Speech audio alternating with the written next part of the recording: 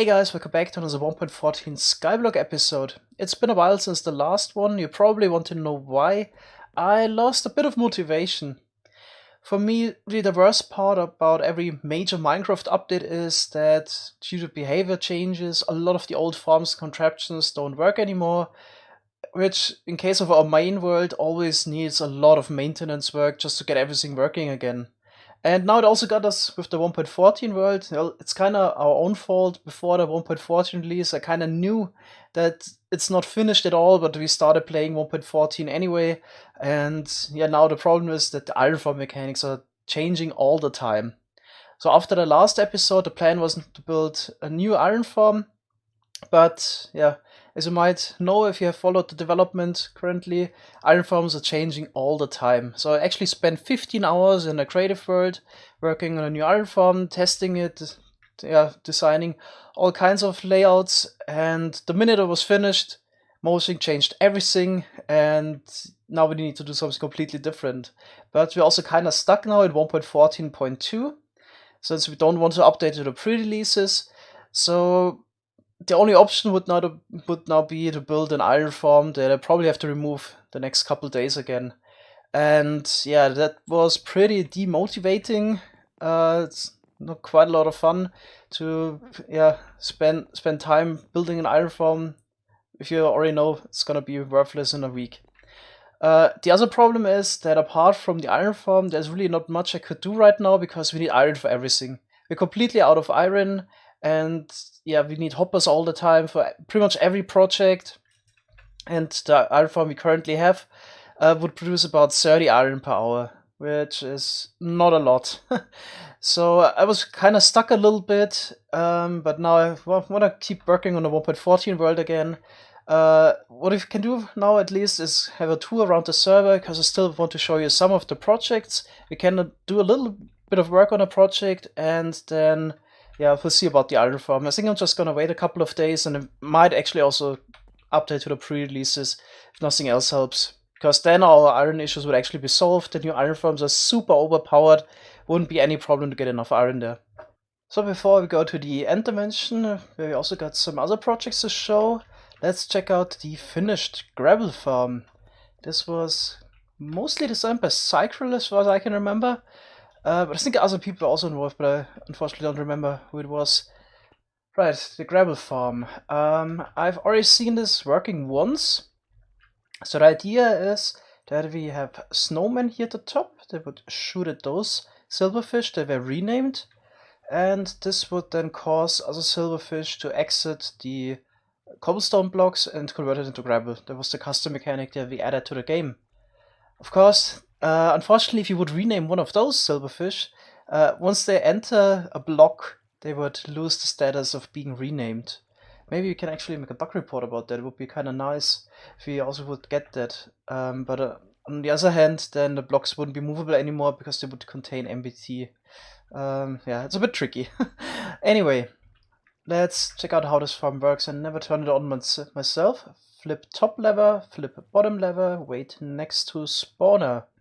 Yeah, definitely can do that. So at the top, got a lever here. Yeah, this enables silverfish shooting. Where's the bottom lever? Oh, probably here. Okay, this probably turns on the cobblestone generator. We can actually watch the farm working a little bit. It says I should wait next to the spawner, but I think already got a lot of silverfish in there. Yeah, as you can see, gravel is popping down.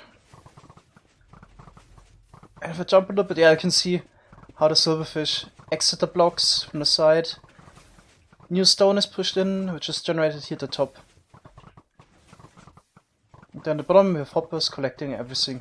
Alright, I think you're supposed to stand at the spawner actually to get new silverfish, which are transported via this water stream into the farm, and then the silverfish that are brought over then sent to this chamber here at the bottom, so they can enter the blocks from the bottom. And yeah, with the snowmen shooting the silverfish on top, they would leave the blocks again. Alright, I don't think I actually have to wait at the spawner. The farm is working fine. There's also instructions how to stop the farm. Let's check it out. Flip top lever. Wait for 10 minutes. Oh boy. Let's do that.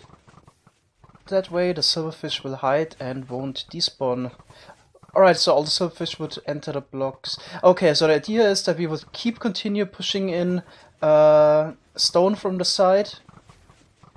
And this way all the silverfish would, have a home. Alright, let's quickly do that, and then we can go to the end dimension. Alright, end dimension. Here we have a crazy work in progress project. People were trying to farm endstone here. Every time you would respawn the dragon, 12 endstone blocks would generate below the bedrock portal. And here the plan was to transport that endstone towards a spot where it's getting blown up by TNT automatically. And I think you don't actually have to spawn a dragon. I think there's a trick that you only would place a few of those end crystals and you would regenerate everything without spawning a dragon. I forgot how that works, but yeah, I've been told here the top you would stand in a water stream and place end crystals in certain spots, and this way you could regenerate everything and get new endstone blocks. Alright, there were some issues with this farm. I've been told that the farm works in creative, but they couldn't really figure out what went wrong in survival, so at the moment it's unfortunately not fully working. Next thing I want to check out is the updated enderman farm. We had some issues with enderman teleporting there, causing a lot of lag. I've been told this has been fixed by 2 known to name, so let's check it out. Right, here we got some water and carpet to prevent teleporting, which apparently doesn't work 100%. No, they will go back. Okay, this is fine. So let's try it out. Farm. Yeah, now also the XP doesn't get stuck. Pretty nice. Okay, now we finally got a nice XP farm. Sweet. Of course we also have the pigment farm. But yeah, you can use this in the end dimension, which is of course nice, since not a lot of people are usually in the end dimension. Okay, that's pretty good. And here's the last new thing I want to check out. We finally got an automated Shulker farm, which was made by the Epic. So of course this also uses a custom and quick carpet skyblock feature. We got Shulker respawning in end cities. I think I'm just gonna get a second account there so you can actually see what's happening inside of there if we go in spectator mode. The farm is actually surprisingly simple. We got one spawning layer, so we can wait for some Shulker spawning. And then afterwards we just drown the spawn Shulkers. Oh, there we have the Shulkers now. They try to teleport. They can't really. They're either attached to the top with the trapdoors, but since everything is surrounded by water and buttons are placed, they can't really go anywhere except the side of the farm. Then we just wait for the hopper clock and wait for those dispensers to be activated, and now the Shulkers are getting drowned.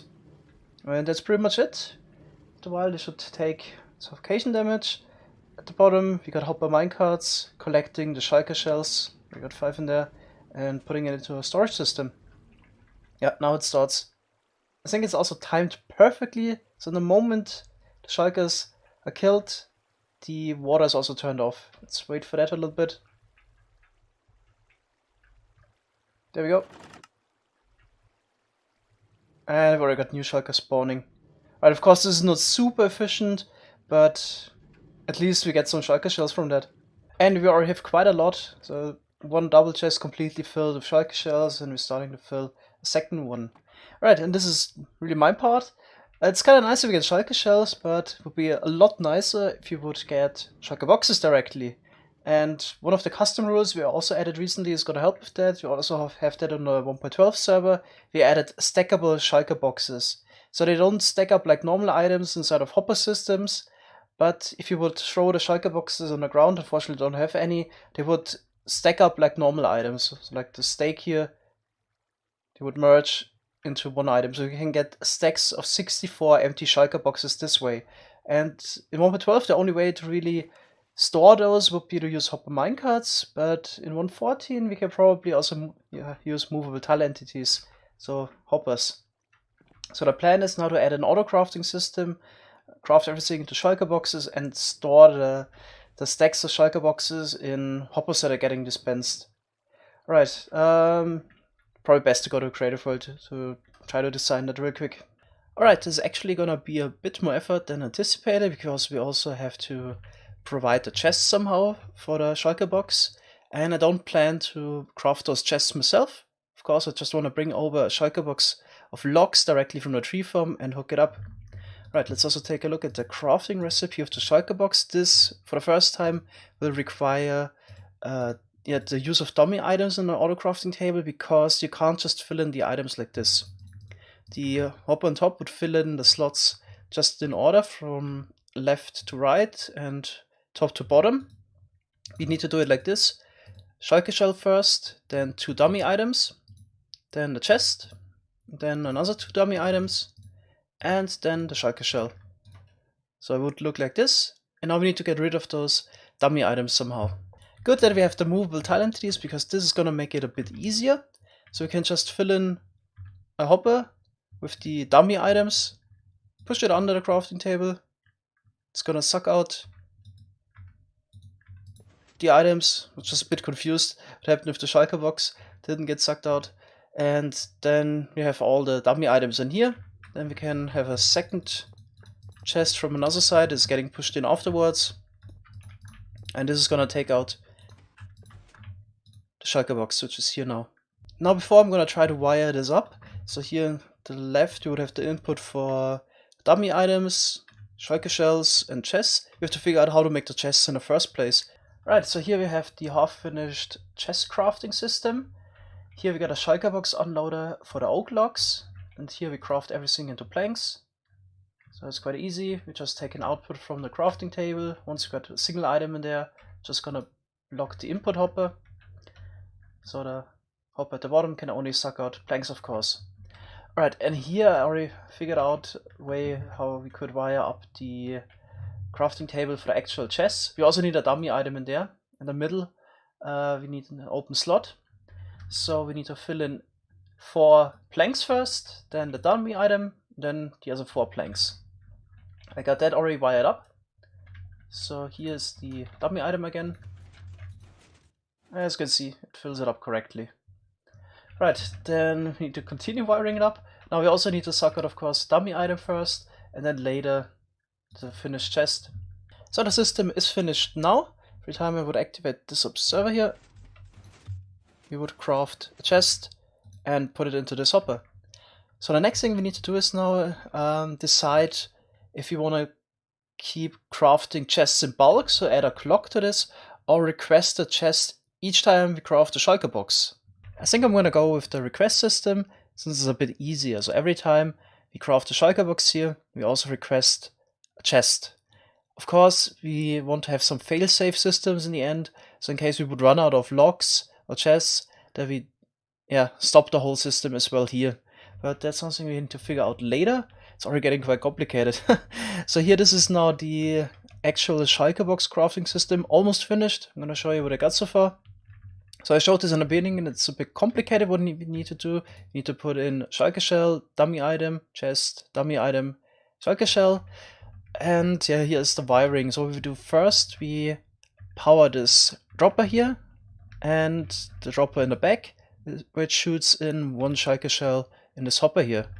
Then here we actually got a dropper hopper circuit that sends out 2 signals to the dummy item dropper.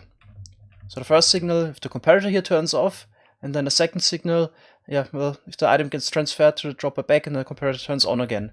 So we have now a shulker shell and 2 dummy items. The next thing here, we have a bit of delay, is sending the chest. It's the 4th item. Additionally, we also want 2 dummy items again. So that's why we also hooked up this delay circuit here.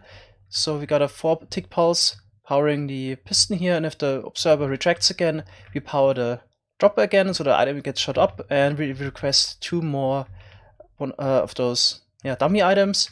And the last thing we do is send in another shulker shell, which is stored here, and yeah, we just basically have a T flip-flop system here that detects the hopper being powered. So it's powered the first time when you power the dropper below, and the second time directly by this observer. Yeah, and this way we get all the items in here. Then we also need to suck out exactly 4 of the dummy items. So we need a bit of a delay circuit here that extends this hopper under the crafting bench. And additionally, we also need to power the dropper tower right next to it. So we got multiple pulses coming directly from this pulse extender here. The observer detects the lowering signal strength and sends multiple pulses in this dropper tower. We also need to make sure that everything is filled up, otherwise yeah, the whole system wouldn't work anymore, because this hopper would be depleted of items if it wouldn't fill up everything. Alright, let's check it out. You can start it by clicking the note block really quick. And here you can see everything is put in the correct order, and immediately we suck out the items. Right, so the last thing I need to do is then get the actual shulker box. A bit of an issue is yeah, that I don't have enough space. I'm not quite sure how to do it. If I would put a hopper here that's getting pushed in, I have the problem that this hopper would transfer the items over to this hopper. I can't put the hopper here because we already got the chest dropper there. So the only alternative would be, of course, a double piston extender, or have the hopper here in the back and we push it in from this side. Is there any conflict with that? Doesn't seem like it, but now I gotta hook it up probably to this delay circuit. So if this redstone dust turns off, we want to quickly extend this for a short moment. Right, that's pretty much it.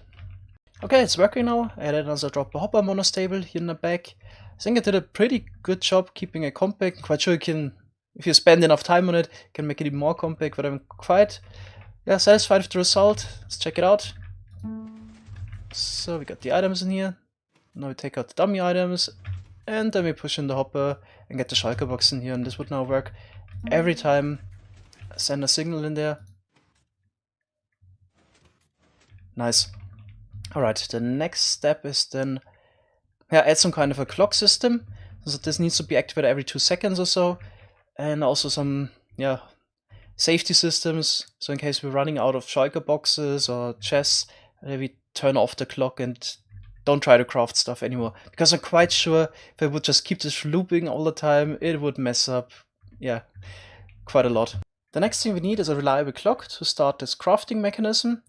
And you want to use a hopper clock for this one here. If you would use a comparator clock, then it could happen that you get multiple signals or signals in the wrong moment. So for example, we have shulker shells now, we turn on the clock, then we run out of shulker shells, turn it off, back on, and basically you're sending multiple signals through the whole comparator clock. So that's why we don't want to use that.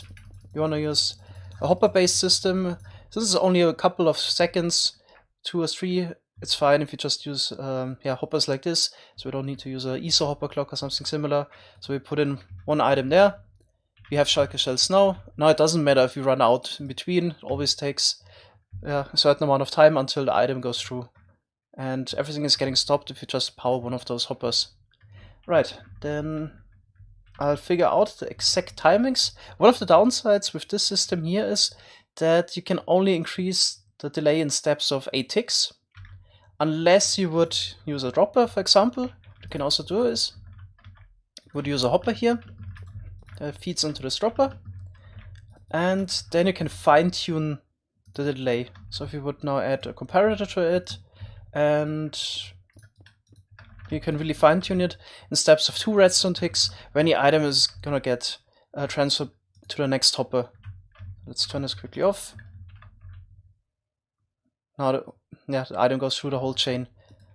If you really want to have it game tick accurate, then you can also here work with, for example, a 3 game tick pulse generator. Or for example, you could just add some sticky pistons here to get a 3 game tick delay. So something like this. But I think it's fine if you have it redstone tick accurate. Seems like it's working with a 94 game tick clock. It's the fastest that the system can handle right now. I also sped up the actual crafting system a little bit, as you can see. Just in a moment when you take out the shulker box, you start with the next batch. Right, so this means with this crafting system we can get 765 shulker boxes per hour.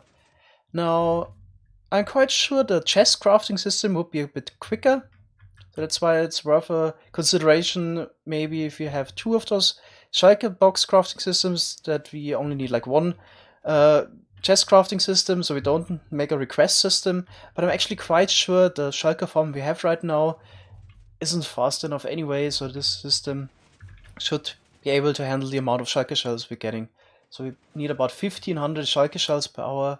Don't think the shulker farm we have right now does that. Right, let's stop this again. We're still not quite finished, because now we have a ton of those shulker boxes. But yeah, as I already mentioned, we want to stack those. So I enabled the shulker box stacking rule, so we can save a lot of space. I already worked on a similar system, actually in our 1.12 world. We had a shulker box stacking system. Let's quickly check that out. I copied over the system from the 1.12 world. Right, so what happens here is we fill up a complete double chest with shulker boxes. That's 54 items and 2 hoppers completely with shulker boxes. So we got 64, and then the system turns on. So let's quickly show that. Now we got 64. The dropper now shoots out the shulker boxes. Once we got a complete stack, we need to pick up the stack somehow. And in the 1.12 world, we did that by using a hopper minecart. But now I would actually recommend that we just push in, or actually we could also just dispense a hopper to pick up the items. Yeah, that's gonna work. Alright, I'm gonna wait a little bit. Okay, now we got the full stack. Now if we would have a hopper, push it in, then we would be able to pick up the whole stack. That's really the problem, because if you try to transfer the items, then of course they would unstack again. Let's quickly try that. Let's see, we've got the whole stack in there. Yeah, perfect. So the idea is that we at some point have a chain of hoppers somewhere. The player can then go there, take out 5 stacks of hoppers, and put it on a chest on the side. Manually. This is something we can't really automate. The only way to get those items from a hopper into a chest is really a player doing it, but it's fine. This system is now also finished. I added a dispenser here for the hoppers and a piston that pushes everything to the side. What was also necessary was a counter circuit. So of course the hoppers only have 5 slots, so every 5th time we push the hoppers away and dispense a new hopper, of course. Yeah, and here I also had to work around a little bit with some issues with the shulker boxes not properly stacking. So we pushed them over first, then we wait a little bit, because sometimes they don't stack up completely in there, and then activate this trapdoor as well after a bit of delay, and then they fall down and get picked up by the hopper, and this should be reliable. Okay, in case we have a lot of hoppers stored, we can also add something like this here.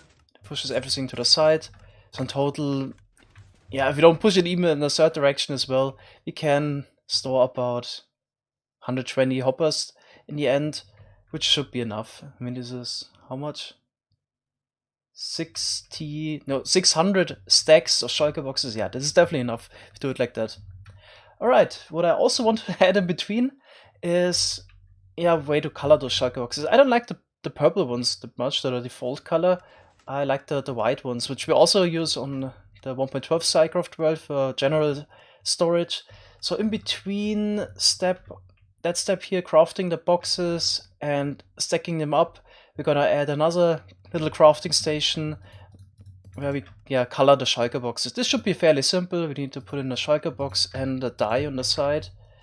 This shouldn't be too hard. Yeah, I'm just gonna add that as well. Of course, we're gonna bring over some bone meal. Might wanna craft it immediately into dies as well with a crafting table. This should be fairly simple. Okay, I would say, since we're already running out of time and I wanna get this episode out, gonna stop here. In between the episodes, I'm probably gonna stream it and put everything together and build it up, and then you can see the final finished product hopefully in the next episode. Thanks so much for watching. See you on the next one. Bye bye.